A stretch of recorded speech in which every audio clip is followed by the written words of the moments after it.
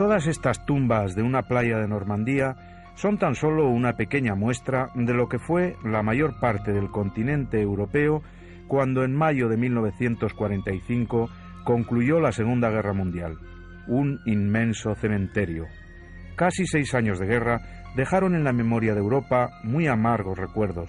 Bombardeos masivos, deportaciones, campos de exterminio, batallas que nadie había podido imaginar, la desolación, la confusión y la muerte. Más de 60 millones de personas perdieron la vida en el gran conflicto, el más mortífero de la historia humana. Medio siglo después, los supervivientes aún recuerdan aquellos días del horror. Nadie creía en Europa que la sangrienta experiencia de la Gran Guerra, que dejó un saldo de 30 millones de muertos, pudiera volver a repetirse. Nadie lo creía, salvo Hitler, cuyo único objetivo era hacer la guerra y ganarla, vengar la gran humillación de 1919. Casi todos los historiadores están de acuerdo en señalar que la causa principal de la Segunda Guerra fue el revanchismo de Hitler, que pasó a ocupar el poder en Alemania tras la quiebra moral y económica de la República de Weimar. En el Tratado de Versalles, firmado en 1919, Alemania sufrió grandes amputaciones territoriales y el mismo pueblo alemán quedó sometido a una penosa serie de indemnizaciones de guerra que asfixiaron su nivel de vida.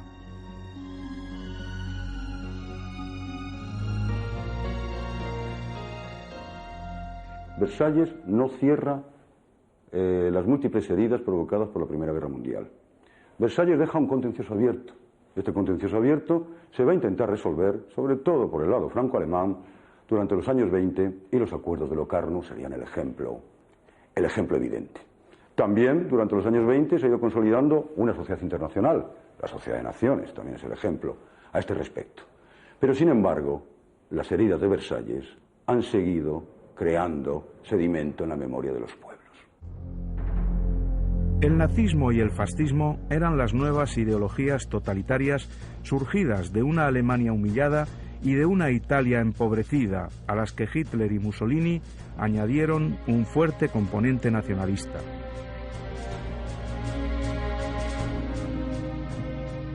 En 1939, pocos meses antes de la guerra, los ejércitos italo-alemanes ya habían probado su maquinaria militar en la Guerra de España, donde enviaron tropas al lado de Franco.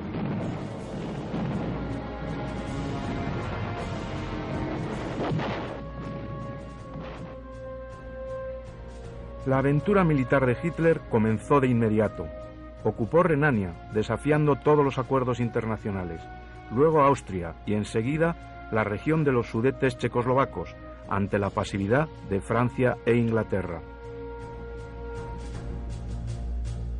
Las conferencias de paz, en las que se intentaba calmar la sed del espacio vital para Alemania, como las de Estresa y Múnich, quedaron convertidas por el Führer, el caudillo alemán, en papel mojado.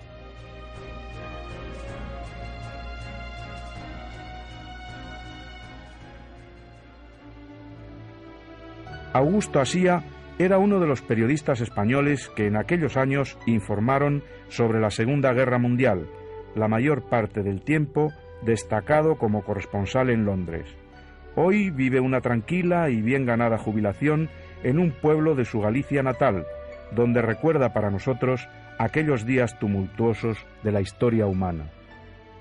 Durante la guerra europea, pues dije siempre que iban a ganar, sostuve en mis informaciones, con los argumentos más objetivos que podía imaginar o que podía inventar, que iba a ganar, que la guerra no la habían ganado los nazis ni la iban a ganar, que la guerra, y claro, eso se publicaba aquí, se publicaba contra la voluntad de los pro-alemanes, que eran muchísimos aquí, del gobierno y todo el mundo, y muchos me decían, ¿por qué esa valentía que usted tiene? Usted, que es el único que dice que quiere que ganen los ingleses, y lo dice. Y yo, claro, parece que era una gran valentía, pero no era una valentía porque yo tenía la convicción de que tanto como yo quería que ganasen la guerra los ingleses y la perdieran los nazis, y por las mismas razones, aunque más diluidas, la tenía Franco. La pasividad anglo-francesa tenía, sin embargo, un límite. El límite era Polonia, en concreto el llamado Pasillo de Danzig, una región industrial que había pertenecido a Prusia y cuya población era en un 40% alemana. Londres y París habían advertido a Berlín que un ataque a Polonia sería la guerra.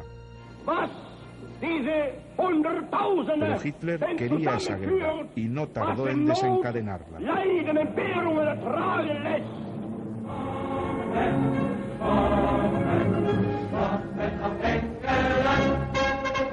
Fue en la madrugada del 1 de septiembre de 1939, un día claro y soleado.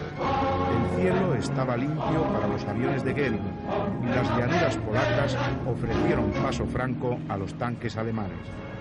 De la combinación entre ataques de aviones y tanques nacía una nueva forma de concebir la batalla, la guerra relámpago.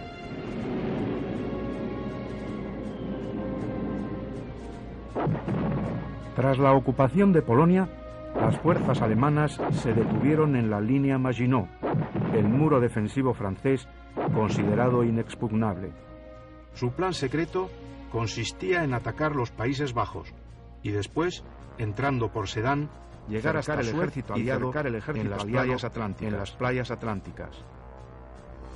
La operación dejaría a Francia rendida y a Inglaterra sola y sin apenas posibilidad de defenderse.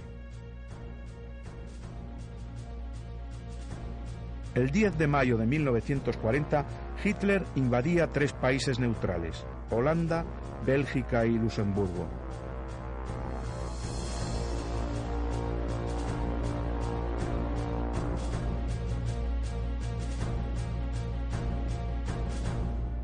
En Londres, Neville Chamberlain, el dubitativo primer ministro británico, cesaba en sus funciones. En su lugar, el rey encargó a Winston Churchill la formación del gobierno. Me sentía, dijo Churchill más tarde, como si marchara con el destino. Toda mi vida pasada había sido una preparación para esta hora y para esta prueba. El 12 de mayo, un día también soleado, Hitler daba la orden de atacar en las Ardenas y de avanzar hacia el mar. El factor sorpresa funcionó de nuevo. Francia se derrumbaba. Su ejército y las tropas británicas, llegadas al continente en su apoyo, se hermanaban en la derrota. El avance hacia París se hacía incontenible. En la derrota, el caos se apoderaba de las tropas franco-británicas. El éxodo civil saturaba las carreteras y las columnas de gentes que huían con cualquier vehículo que pudieran encontrar eran interminables. Por todas partes se rendían contingentes de tropas francesas.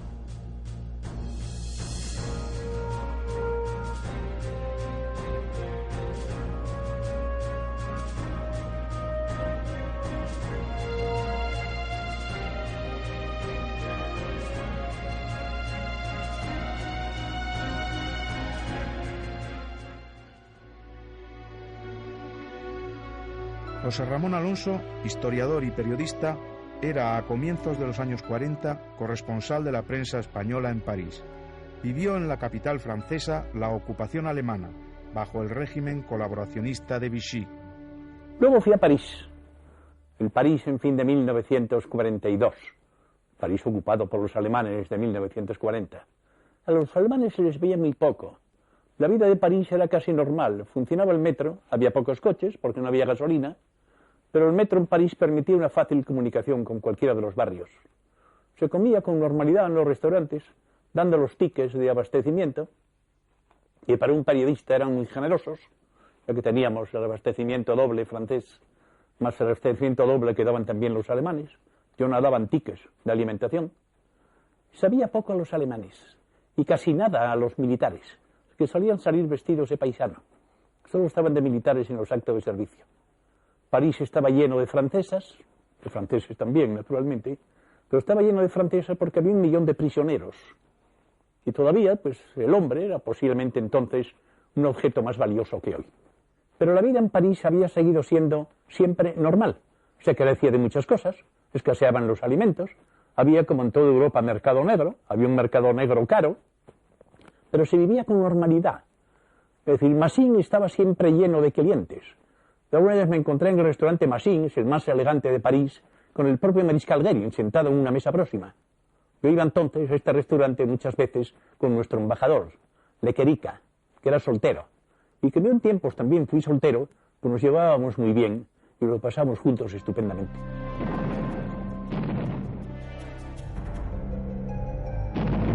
Cuando la pinza alemana se cerró, los ejércitos de Francia e Inglaterra trataron de salvarse huyendo hacia el norte, hacia las playas de Dunkerque. Más de 400.000 hombres quedaban atrapados entre los alemanes y el mar. Parecía el prólogo del gran desastre.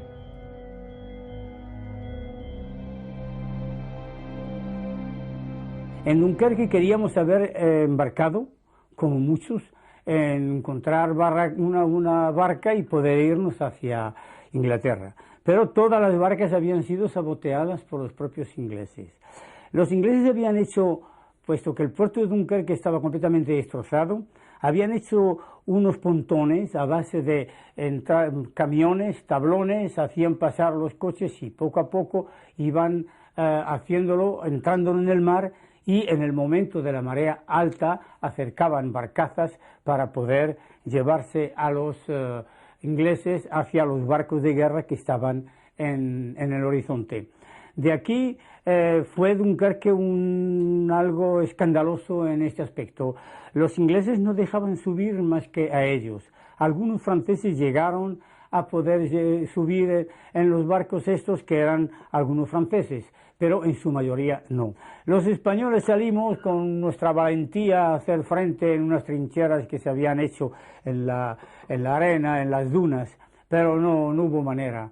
Las propias tanquetas y los tanques alemanes eran más fuertes que nosotros. Total, caímos 350.000 hombres prisioneros, entre ellos miles de españoles que estaban en las compañías de trabajadores de los regimientos de ingenieros de ese sector. Y naturalmente salimos, íbamos juntos, unos, otros no, en fin, pero mezclados junto con los franceses, con nuestro uniforme también del ejército francés. Atravesamos toda Bélgica, nos montaron en unas barcazas. Es la primera vez que vimos la bandera de la SS y no sabíamos ni mucho menos que un día estaríamos bajo ellos.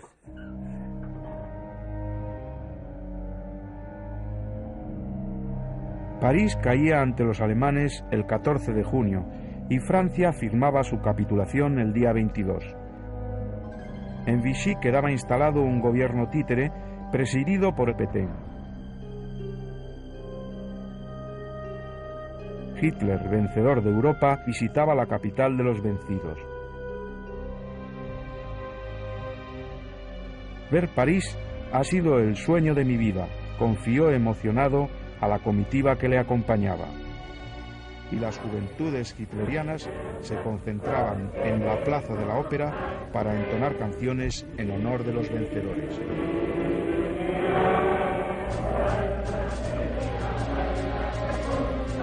Para invadir la Gran Bretaña, primero había que derrotar a la RAF, la aviación inglesa. Así lo decidió Goering, y con los primeros ataques a las bases aéreas británicas, la balanza comenzó a inclinarse en su favor. Pero al cambiar sus objetivos y bombardear insistentemente Londres y las principales ciudades de la isla, la RAF pudo recuperarse y Hitler perdió la batalla de Inglaterra, su primera derrota en la guerra. Los ingleses no se dejaban intimidar por las bombas, eso es la verdad. Todo el mundo seguía sus trabajos, sus cosas, eran de noche. Y los que tenían trabajo de noche las llevaban a cabo y se crearon una especie de refugios en el metro y eso. Pero ahí quien más iba a esos refugios eran en el centro de Londres, eran los gibraltareños que le habían sido evacuados a Londres por si Gibraltar era ocupado. El peor día fue el día que bombardearon la City de Londres. Bombardearon la City y se incendió la City. Como la City es una parte de Londres viejísimo, empezó a arder.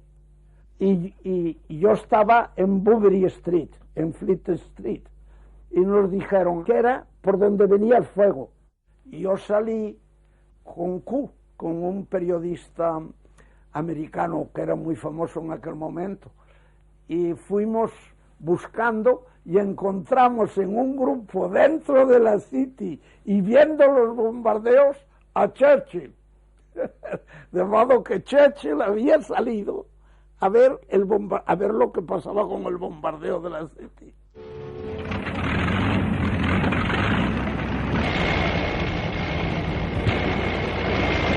La llamada Operación León Marino, invasión de Inglaterra, comenzó a prepararse con los bombardeos. El 10 de julio se inicia la batalla de Inglaterra. Metálicas nubes de destrucción comienzan a llegar desde el continente para bombardear el suelo inglés. Más de 3.000 aviones son movilizados para cumplir la tarea de destrucción.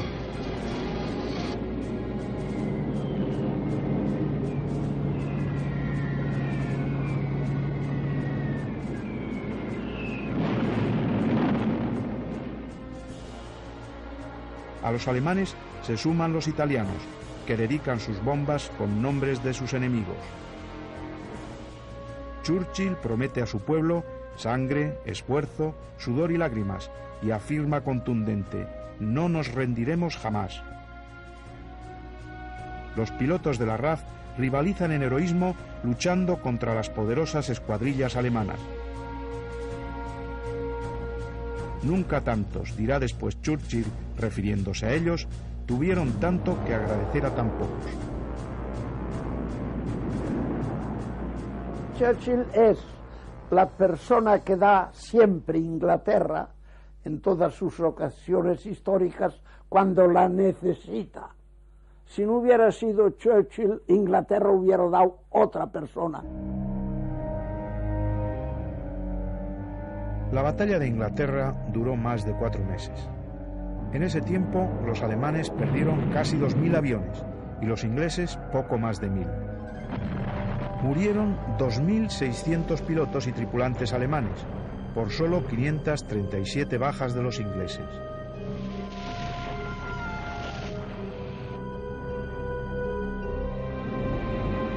La clave del fracaso alemán estuvo en su empeño por bombardear Londres, abandonando el ataque a las bases de la RAF. Los británicos ganaron, pero su número de víctimas, en especial a causa de los bombardeos, se calculó por encima de los 40.000. La Operación León Marino quedó aplazada sine die. Inglaterra se había salvado. La tranquila estación del pueblo francés de Hendaya tiene escasa importancia como nudo de comunicaciones. Sin embargo, hace más de 50 años, en octubre de 1940, fue el escenario de un encuentro decisivo para el curso de la Guerra Mundial y, en menor medida, también para la historia española. Aquí, en Hendaya, en un vagón de ferrocarril, Hitler mantuvo una larga entrevista con el general Franco, con un solo objetivo: negociar la participación activa de España en la contienda. Franco, al comienzo de la Segunda Guerra Mundial, no quiso entrar en ella y fue neutral hasta junio de 1940. Ahora, a partir de ese momento, cuando es derrotada Francia, Franco desea intervenir en la Guerra Mundial. Hay un momento en que él mismo se ofrece antes de que le presione Hitler. Y lo curioso del caso no es que se ofrezca en ese momento en el que le parece que vaya a obtener unas grandes ventajas con muy poco esfuerzo, sino lo mucho que dura lo que podríamos denominar como la tentación española. Prácticamente hasta mayo de 1943 España estuvo patinando en el filo de la navaja. decir, que pudo intervenir si las condiciones hubieran sido óptimas para el eje y para ella misma, y se hubiera obtenido lo que quería en compensaciones territoriales de quien mandaba entonces en Europa, es decir, de Hitler. En la España de entonces había una gran división entre los germanófilos y los aliadófilos, división que también se había dado en la Primera Guerra Mundial, la de 1914 a 1918. Entonces, en la guerra del 14, las derechas eran muy germanófilas, las clases altas eran muy germanófilas, y el pueblo, pues, era más bien aliadófilo, francófilo, sobre todo. En los años 40 se ve un fenómeno más bien contrario.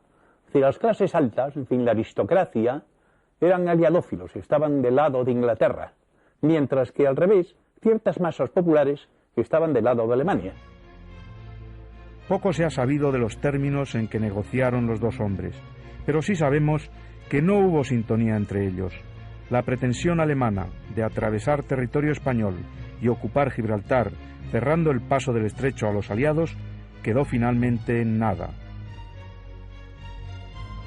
La entrevista fue un fracaso. El Führer salió irritado por la ambigüedad del pequeño dictador español y los ingleses pudieron respirar tranquilos.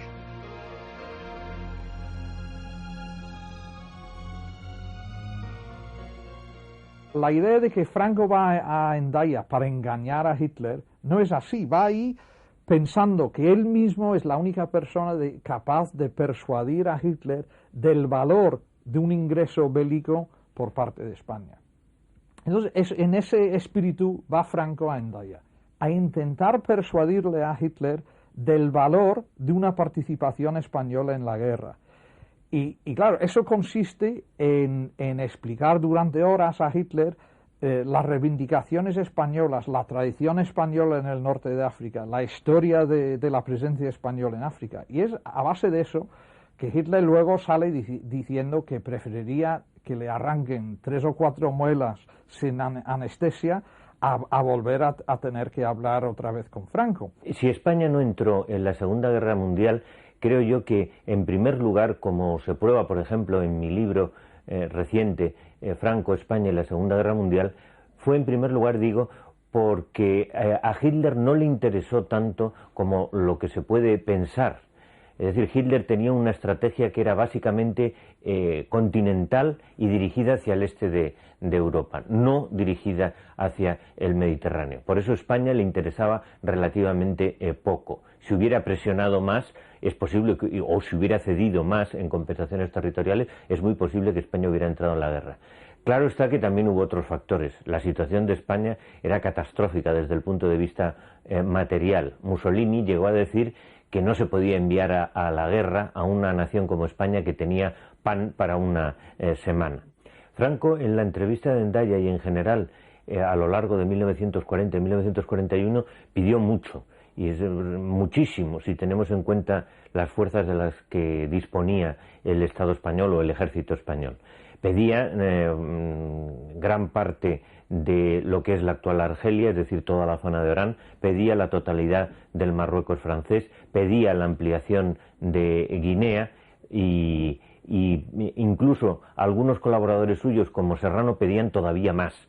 Pedían, por ejemplo, la Cataluña francesa, y Serrano le llegó a decir a Ribbentrop que un país como Portugal no tenía sentido en la nueva Europa, o sea que prácticamente quería subsumir a Portugal dentro de las fronteras españolas. España falangista de Franco trae al Führer del pueblo alemán su cariño y su amistad y su lealtad de ayer, de hoy y de siempre. Franco, hasta mediados de los años 50, sigue haciendo discursos en los cuales habla muy bien de Hitler y Mussolini y criticando a los aliados.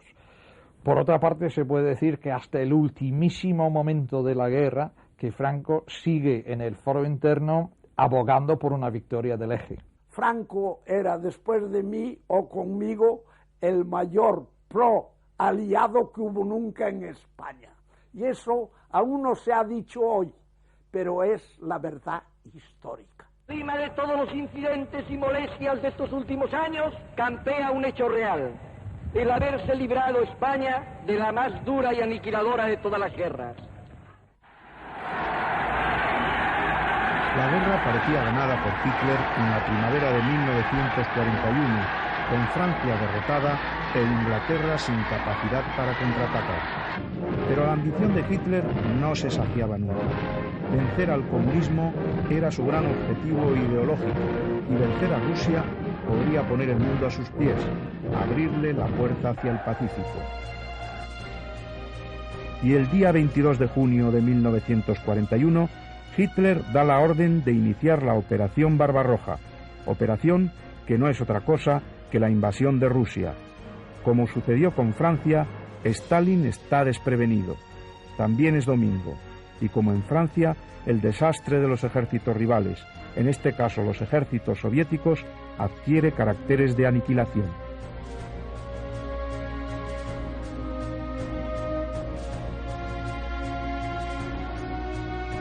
Cuando el año se cierra, la guerra va a extenderse súbitamente por todo el planeta.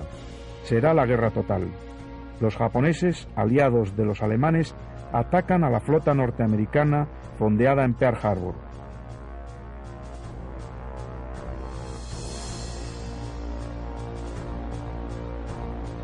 Oleadas de aviones nipones arrasan los buques cogidos por sorpresa en la madrugada del 7 de junio. El presidente Franklin Roosevelt había intentado salvar la paz hasta el día anterior al ataque. Arde la flota norteamericana y Estados Unidos arde de indignación. La guerra es ya mundial.